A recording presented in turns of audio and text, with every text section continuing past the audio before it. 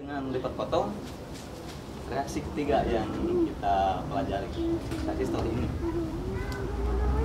Jadi reaksi ketiga usahakan dilipat, tidak langsung lurus. Kalau dilipat, diblok, kita bisa masih gerak.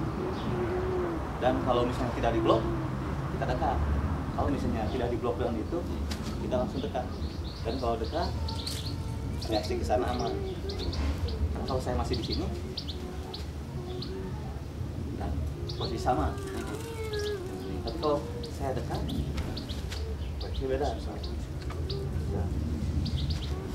Dan kalau misalnya ini tidak datang, boleh juga kita duduk di sini. Jadi langsung dan tungguin. Atau kalau yang di bloknya, misalnya yang blok sini, boleh juga sama. Dilipat tuh tidak harus begini, ini dalam jurus. Boleh hanya dilipat hanya begini. Karena dengan begini pasti tidak di blok ini, jadi tidak akan lihat ini tapi lihat ini. Ya. Dan ini tidak lihat. Ini keluar. Juga bisa juga kita kalau melangkahnya ke sana. Dan pasti lihatnya kalau begini, blok sana. Sama.